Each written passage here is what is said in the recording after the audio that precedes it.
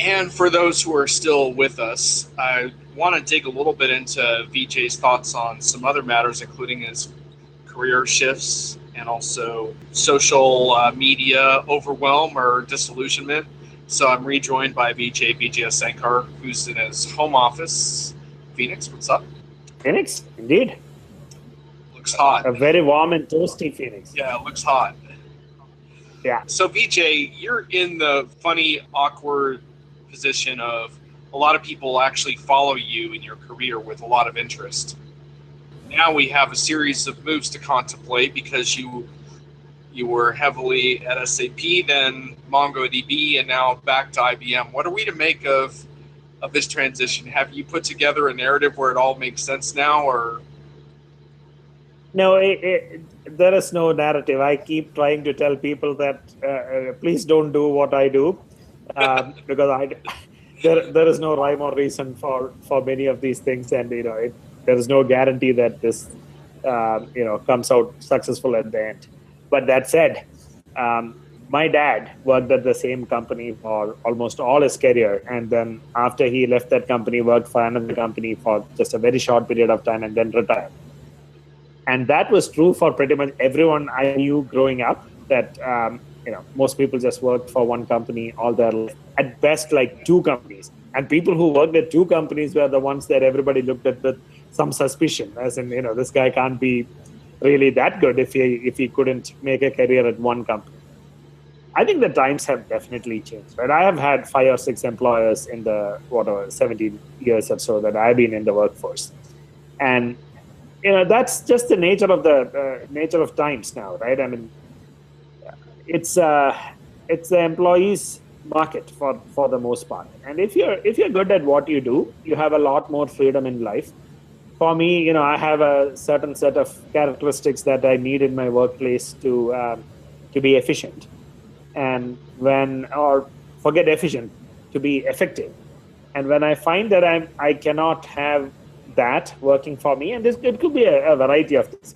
More often than not, it has got nothing to do with money or titles.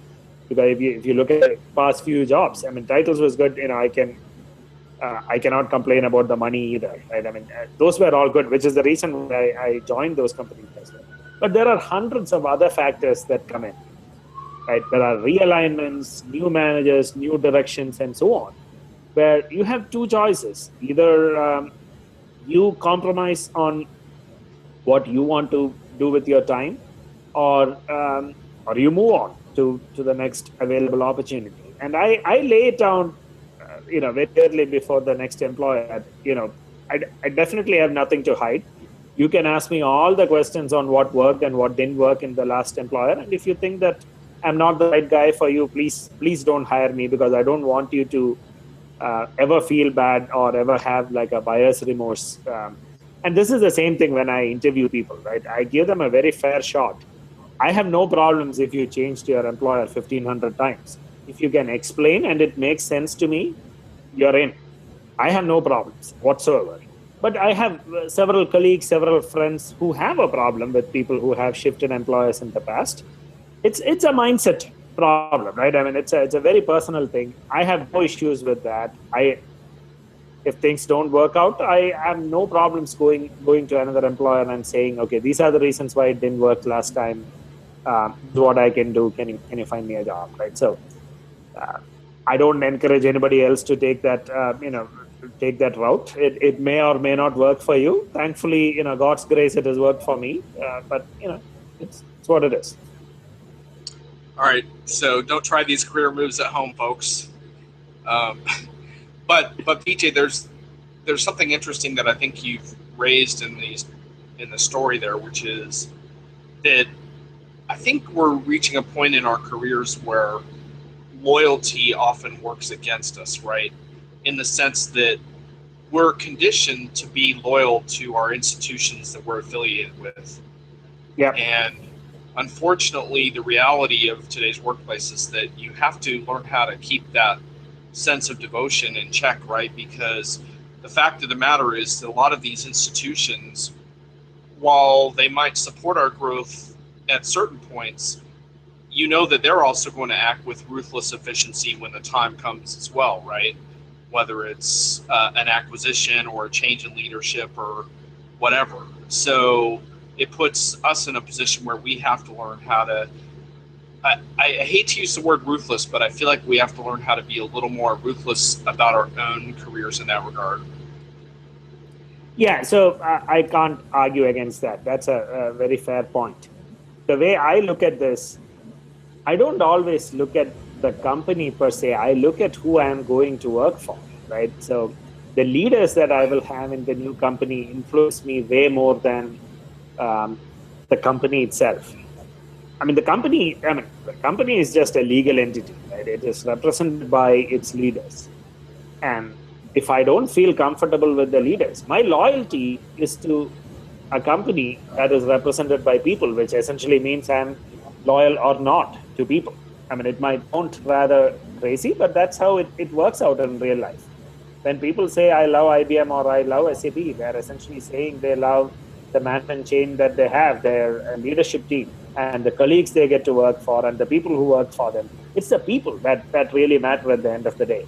If that same set of people worked at another company, you probably will still like that company. Right? This is how we form our opinions. Right? It's not an abstract entity. There is no such thing as it's not a machine. Right? That it's a set of people, and the same set of things apply to you as an individual.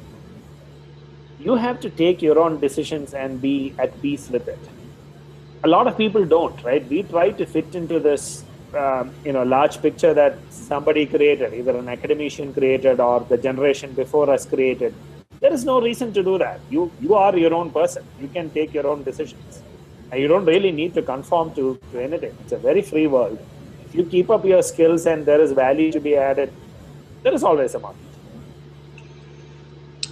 Yeah, that brings us into one of our blog conversations, because you and I had a couple of things where we sort of sparked each other on our blogs, and I had written this reaction to Amazon, and one of my big issues with the New York Times piece and not so much the New York Times piece, but how everyone piled on to condemn Amazon was basically what you were saying, which is that in my opinion, there's very few evil companies per se.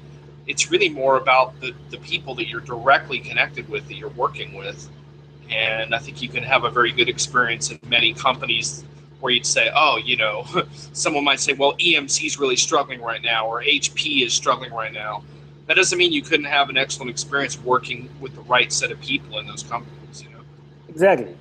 Absolutely. The onus is always on the individual, at least from my perspective, has always been that you make it work or you don't make it work. Right? It's on you. All those things, work-life balance, job satisfaction, all those things are primarily on the individual. If you don't like it and you don't have a way to control it, free market. Go find another gig where you're happy about it. Right? But it comes back to, again, the individual in terms of not everybody has options. Right? Not everyone is fortunate to have options. Some people, it's just happenstance. It's just bad luck, and you can't discount that. So there are many people for whom those options might not exist. Right? You can't. You might have issues geographically from moving from, say, Phoenix to Boston to find a job because you have family here or things of that nature. But again, if you net it out at an abstract level, that is an individual's decision. It's not that there wasn't a job. There was a job, and you as an individual weighed the pros and cons and decided this is not the job that I want. It's not because there wasn't a market, or there is a market somewhere. It's a fairly global economy, which means there are opportunities elsewhere. We just need to be very thorough in how we evaluate and decide for ourselves. You also wrote a piece that I think struck chords with people around some disillusionment with social media. I thought that was particularly interesting because you've been heavily involved in social media for a long time now, and it's had an impact on your career, and yet there is this sense of disillusionment. What's going on there? I think over a period of time, the pressure on having more time for myself is particularly high, right? So as I grow up in my career and have busier and busier schedules, I can't seem to do everything that I was able to do 6 or 7 years ago. So there is definitely that, right? That's me. That's not on social media. That's me. But there is also how social media gets used, which is pretty tough. I mean, there are filters available in every social media that I use, LinkedIn and Facebook and Twitter and so on. And there are, internal committees that I'm a part of at IBM as well. It is very, very, very tough to find things that are of value to you. And at some point, if I suspect that this is not as valuable, I don't have the time to tweak the filters all that much. So I do it to some degree, but then I start doing very binary actions like, unfollow this person. I mean, if he might be saying 20% good things and 80% crap, I just can't deal with the crap. So I'm just going to ignore the 20% and assume that somebody else will retweet that I really care about, and then I will find it. This is also why I'm a huge fan of curated content. And, like you, Dennis Moore, and so on, this is why I follow with great vigor. And I've told you 100 times that if you start charging for it, like I will be the first to sign up for this reason. There is a lot of value to be had by a person that you trust doing that curation for you. I might not pay for a random person doing curation, but if I pay for somebody that I respect, that's a good thing. I will do that. I will also tie it to another aspect, which is part of my day job as a big data guy. If you talk about data lakes, one of these interesting aspects of why data lakes became very prominent is the idea that you can extract and load a lot of data into a data lake without worrying about transformations, right? Without adding a lot of meaning to that data. Then the idea is that someday in future, when you want to do analysis, then you will transform to whatever structures you want, and then you make some meaning out of it. The big trouble with that approach is that, sure, you will save a lot of cost up front, but the people who know the meaning of data at that time might not exist around you, right? So people who knew all about what this data meant might have forgotten, they have moved to new jobs. There are a lot of challenges. And when the volume is of that degree that you will throw petabytes of data, there are companies I know who handle 100 petabytes of data a day. For them, curation becomes such an important aspect. It is not block curation, but it is still data curation, right? There are human beings assigning meaning to things and finding things that are valuable, aided with technology, right? Like for block curation, you need at least an RSS feed of some sort or something like that, right? To at least make a shortlist for you to do something with it. This is true for the larger big data story as well. Curation is a big part of that, and it almost never gets mentioned, which is unfortunate. Yeah, it's an interesting use case around filtering content, and I've written a lot about this, and you have too. And I think the thing I find interesting is I make a little distinction between blog content and just social media conversations per se. So, for example, with blog content, that's one thing where I'm someone I curate enterprise news and content, and so I select the pieces I think are the best and most important, and I often add little highlights, sometimes my own comments, and that's a way to track that. There's other tools that you can do that with. There's one I really have been using a lot lately called Dig Deeper, which is pretty neat, where it's somewhat of a real-time curation where 2 or 3 times a day I'll get pinged with the most tweeted articles amongst my followers, right? And not all of them are on track, but it's kind of another nice way to kind of find out what content is surfacing. And it's pretty relaxed because I can adjust the frequency and I get like 3 updates a day, so that's pretty manageable.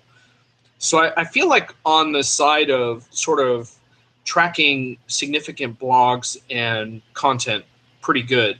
But where I continue to struggle, and this gets back to your point, is around finding the so-called high signal conversations, like the conversations I would have really liked to know about where people didn't think to include me, right? Like if someone, puts your mention in, then you know to go look for it. But what if they don't?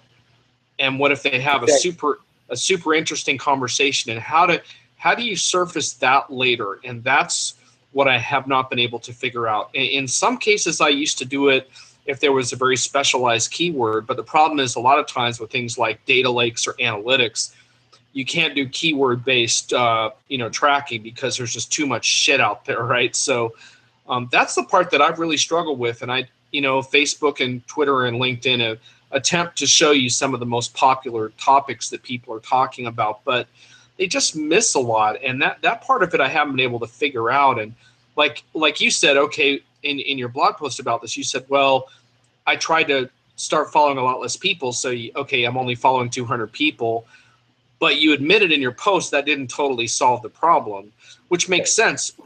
Because it's not a matter of how many people you follow. It's a matter of what are the best and most interesting conversations happening on this topic. And I find that that's really, really tough. I don't have a solution to that. Now, so interesting that you say that. There is a version of this that we crack on my day job, which is, you can do a lot of fancy analytics and find an answer, right? For, let's say, what is the best treatment option for headaches that happen between, 11 a.m. and 12 noon in New York, right? Let's say, I'm just making up a fictitious question. So we can define a very specific question for that. We have access to, let's say, all the medical journals, articles ever. So index that, find 3 options, and let's say all 3 came up with roughly 1/3 odds of that being the right answer. Now, sure, you will have now 3 answers, and a human being needs to choose, which means it's a crap shot, right? You're going to choose a wrong answer 2/3 of the time. But if you use more intelligence, you can also go figure out what other people asked and what was the answer that they chose. And then your odds of finding the right answer is probably much higher. Yeah. So this is why, there is a leapfrogging between the world of predictive analytics, which itself is fairly hyped up, to the next level, which is cognitive analytics, because this is how human beings work, right? I mean, when I'm out car shopping, I will go do all the reviews. I will find 3 cars that I buy. But then there is a human aspect to this where it also involves other things like, will my wife like it? And will, what did others with similar interests buy? Those kinds of aspects, like there are a lot more factors that can play into this and make life easy for us. In the world of blog curation, right, that is just your human mind trying to interpret it. But when you are dealing with questions that a company has, there is a very similar thought process that goes in, which predictive analytics alone cannot solve. So we take it to the next level, right, of cognitive analytics, with a lot more factors playing in and in parallel. It's a fascinating world. Yeah, well, I guess you're at the right company to try to solve that particular issue, assuming you can fire up Watson on the weekend and see what that can do. Oh yeah, I play with Watson a lot. It's truly fascinating. You know how enamored I was with Watson when it first came out. I'm still about just as much excited. Well, it's an interesting future. I love the challenge of trying to solve those problems. I'm not sure how easy they are to solve because, like you said, there's a very human dimension, to that I think is really hard to predict. Like, for example, you think of someone who's shopping for cars and they fit a certain demographic. What you don't know is that they have a particular thermos that is their favorite thermos. And if your cup holder doesn't fit the thermos, that's exactly. it might not be a deal breaker for them, but at least it's a factor, right? And you have no idea that's influencing the decision, And I think that's really interesting to try to figure out how it is you accommodate some of those nuances. So I was at this car dealership this last weekend, and for various reasons, I needed to buy a car that weekend itself. The funny part was, I've already bought from that dealer many years ago. So he had all the information on me. He knew I worked in IBM. He did a bunch of research on me. He was really, really well prepared to negotiate with me. And at the end, I just walked in, test drove the cars. I said, okay, this is the car that I want. And here is what I'm going to tell you. I do sales for a living. So do you. So I'm not going to negotiate or haggle price with you. If you give me like one offer that's like the best you can do, I will either sign the check right now or I'm going to walk out. But either way, I'm not going to haggle. So give me that one price and I'll buy. He made an offer like 15 minutes later, and I signed like 30 seconds after that. And then, after all the paperwork was over and he was walking me through, all the features of, how I should drive, how I should set up the Wi-Fi and so on, he was telling me, dude, I just wasted like, 6 days of research trying to find out how to negotiate with you. And you just completely ruined it for me. And if I knew that this is all you would ask. So It's not as an analysis particularly helps in all situations either. No, in that case, knowing how you tick, it's not like researching your LinkedIn profile and stuff would have indicated how you're going to behave in that particular situation. I think it's a wonderful challenge. It's a wonderful challenge to try to figure it out. It was very impressive for me to see that a car dealership has systems in place to track buyers and their buying behavior and their LinkedIn profile, and found my blog, he found Twitter feed. He knew a lot about me. But even then, at the end, there is a degree of human intervention needed to make sense of it, right? I mean, he was very well prepared to debate. He knew that I had 3 dogs. He knew that I had a daughter and a wife, which is not exactly public information. He's not my Facebook friend. He cannot come in and see that. But he pieced together a lot of things. He watched photos on Google Plus and so on. And he pieced together that information.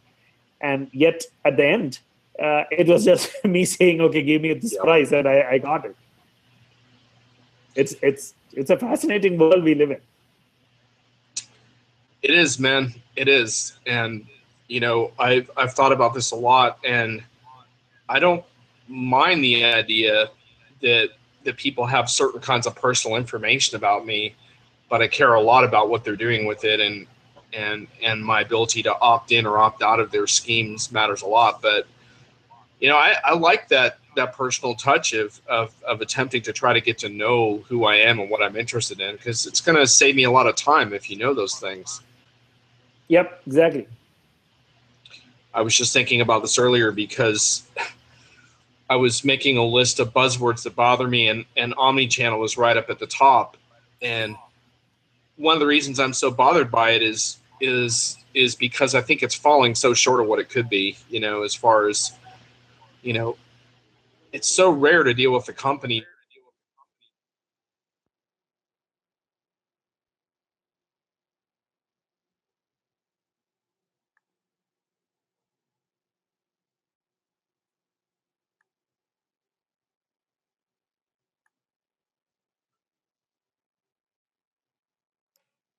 We might have lost sound.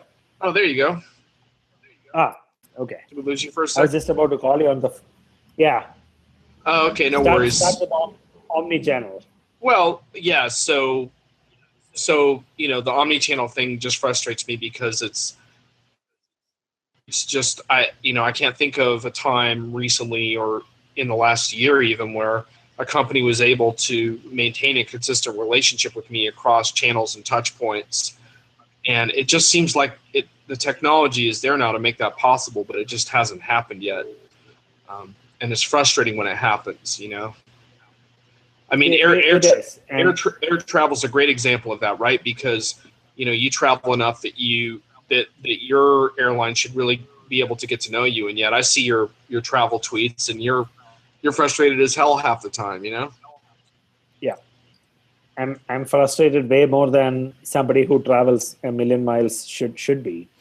Yep. But it is there is a very interesting learning from that. End result is not really actionable insight or anything. End result is an experience, right? Right. I think if we switch around the outcome from insight to experience, I think the world will change very, very fast. A lot of our solutions are built to provide data, but we don't make the leap from that data to the actual experience of the person consuming the data. Right. I think that is a big miss in the collective thinking in information technology today, right? Or digital transformation, or whatever we want to call it. Right? The end result, end outcome is an experience. And it's not big data, it is not cloud, it's not mobile, it's not IoT, it is an experience. All those other things are just enablers. But we think of all those other things as the end result most of the time. And this is why things go really, really bad. Yep, well said. We're almost at the end of our taping time, and we still can't remember why we decided to do this in the first place. It doesn't matter that we couldn't remember the original purpose of the podcast, because this turned out to be just a really nice conversation. Yeah, I really enjoyed that, Vijay. We did a great job of coming up with other things that were interesting to talk about. And who knows, maybe if we figure out what it was we were going to originally record, we can go back to that later. But thanks a lot for sharing that. I'm sure people will enjoy hearing a little more about what you're up to. I know they were eager to find out why you went back to IBM. Now they know. And best of luck, man. Yep. Thank you. Cool. Thanks, Vijay. All right.